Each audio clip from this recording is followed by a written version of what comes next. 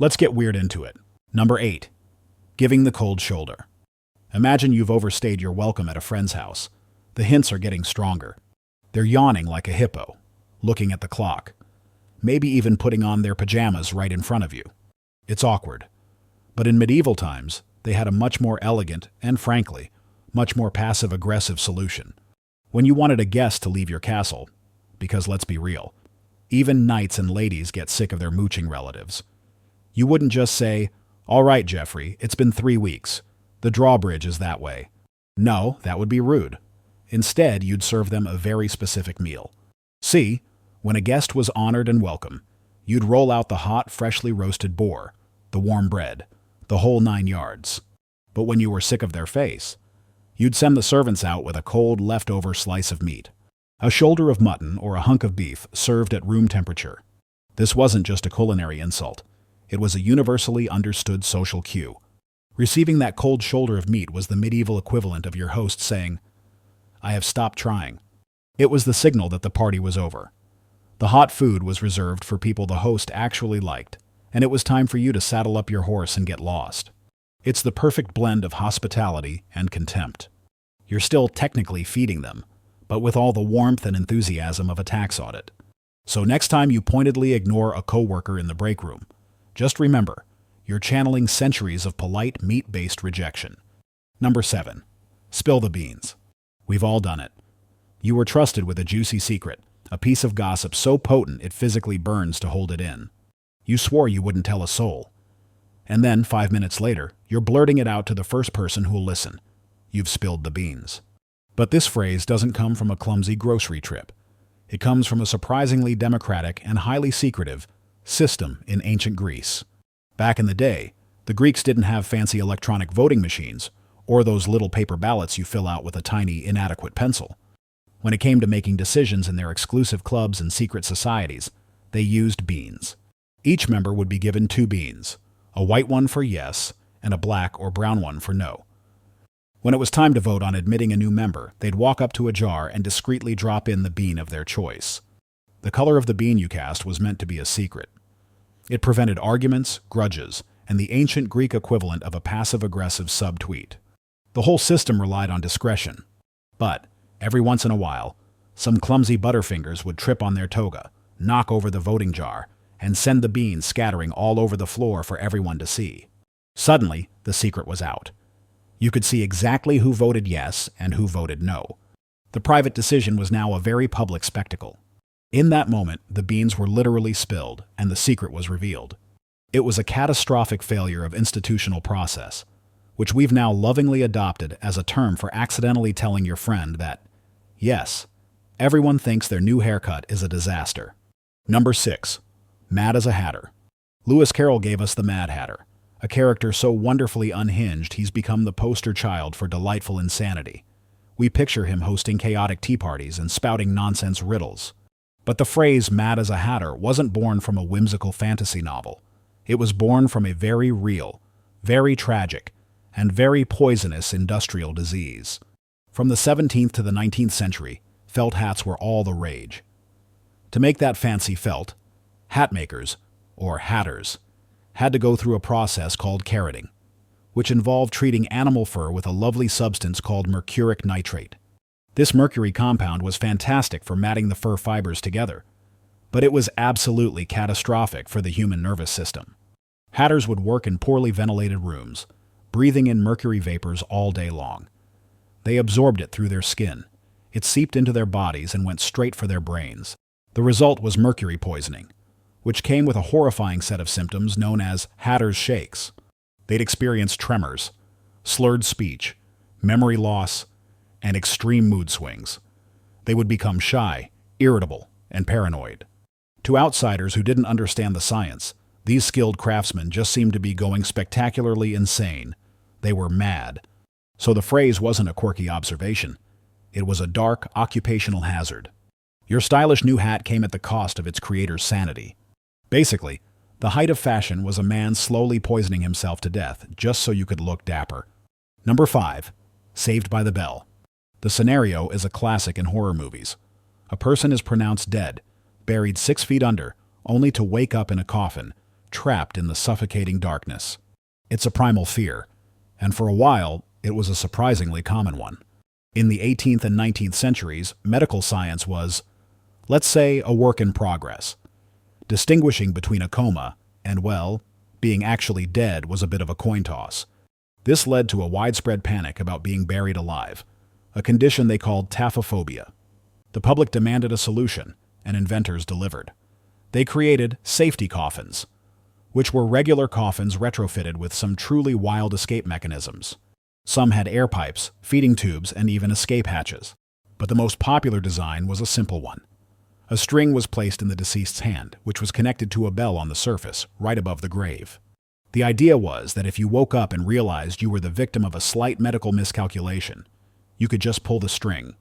The bell would ring, alerting the cemetery watchman, who would then, presumably, come and dig you out before you started clawing at the lid. While there's no documented case of anyone actually being saved by one of these contraptions, the concept burned itself into the public imagination. To be saved by the bell meant you were rescued from a terrible fate at the very last second. It wasn't about a boxing match or the end of a school day. It was about being snatched from the brink of a dark, silent underground eternity. So the next time your teacher is about to call on you and the bell rings, just take a moment to appreciate that you've been spared a pop quiz, not premature burial. Number 4. Bite the bullet. There's a gritty, stoic romance to the phrase, bite the bullet. It conjures images of a grizzled cowboy on a dusty battlefield, enduring immense pain without a single tear. And that image is disturbingly accurate. This phrase is a literal instruction from the brutal, screaming world of pre-anesthesia surgery. Before the magical inventions of ether and chloroform, surgery was less a medical procedure and more a form of controlled butchery. If you had a leg full of gangrene or a musket ball lodged in your shoulder, the surgeon's only tools were a saw, a knife, and a bottle of whiskey. There was no way to numb the pain. The best they could offer was something to help you brace for the agony that was about to be inflicted upon you. And that something was a lead bullet. The surgeon would hand the patient a soft lead bullet and tell them to bite down on it, hard. It served a few purposes. First, it gave them a way to clench their jaw and focus on something other than the saw grinding through their bone. Second, it prevented them from screaming so loud they'd go into shock. Or worse, biting off their own tongue in agony. The soft lead wouldn't break their teeth, but it would deform under the pressure, giving them a physical outlet for the pain. It was a desperate, primitive form of pain management. So when you bite the bullet to finish a boring work report, you're channeling the spirit of a soldier trying not to pass out while a man in a blood-stained apron amputates his arm. Puts your spreadsheets in perspective, doesn't it? Number 3. Paint the town red. You've had one of those nights, a wild, chaotic celebration where you stay out until dawn, causing a bit of harmless mayhem. You tell your friends the next day, "We really painted the town red." You probably mean it metaphorically. But in 1837, one very drunk, very rich, and very bored aristocrat decided to take the phrase literally. The man in question was Henry Beresford, the 3rd Marquess of Waterford. The Marquess was a notorious prankster and hellraiser, famous across Britain for his drunken antics. One night, after a day at the races in the town of Melton Mowbray, he and his equally inebriated friends embarked on a legendary bender. They weren't content with just drinking and shouting. They wanted to leave their mark. So they found some pots of red paint. What followed was a night of systematic, gleeful vandalism. They painted the doors of respectable townsfolk bright red. They painted the toll gate red. They painted the town's iconic swan statue red. By the time the sun came up, the town looked like it had been attacked by a flock of giant bleeding birds. The Marquess and his crew were eventually caught and forced to pay for the damages, but the story of their wild night became legendary. Their literal act of painting a town red became the ultimate expression of a debaucherous, no-holds-barred night out. It's a testament to the idea that with enough money, influence, and alcohol, you can turn municipal vandalism into a timeless figure of speech. Number 2. Reading the Riot Act. When someone is yelling at you, laying down the law, and making it crystal clear that you are in a world of trouble, they're reading you the Riot Act. It feels like a figure of speech, a dramatic way to describe a serious scolding. But for over 200 years in Great Britain, it was a very real, very legal, and very ominous procedure. In 1714, the British government passed the Riot Act to deal with civil unrest. The country was a tinderbox of social and political tension, and mobs were a constant problem. But the government, being very British, couldn't just send in the troops to start cracking skulls. That would be uncivilized. There had to be paperwork. There had to be a process. So, the law stated that before authorities could use force to break up a crowd of 12 or more people, a magistrate had to go to the scene, pull out a specific legal document, and literally read a proclamation aloud.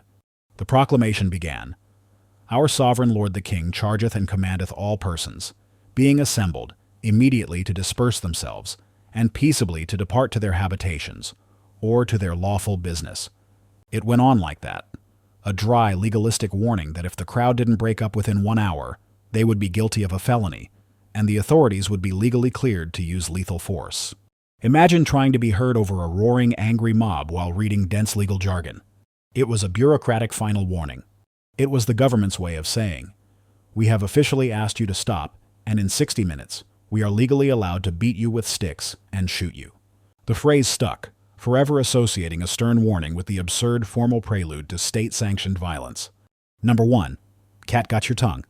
It's a question asked with a playful smirk. When someone is unusually quiet, you lean in and ask, "What's the matter? Cat got your tongue?" It's a silly, almost childish phrase, which makes its potential origins so incredibly dark and horrifying. There are 2 main theories, and neither of them are fun. The first comes from the high seas, specifically the British Royal Navy. The instrument of punishment on their ships was a whip called the cat o' nine tails. It was a whip with 9 knotted cords of leather that would leave lacerations on a sailor's back that looked like scratches from a giant cat. The pain from a flogging was so intense, so all-consuming, that the victim would often be rendered silent for hours or even days afterward, unable to speak from the shock and agony.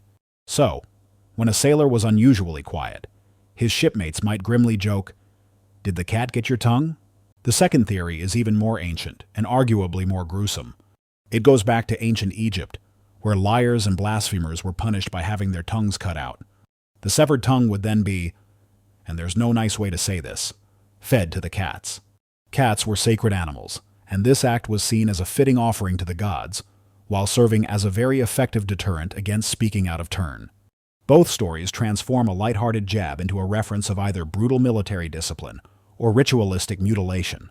It's a reminder that sometimes the most innocent-sounding phrases are hiding a past that is anything but. That's all for today. I'll be making similar videos in the future. Subscribe to see them.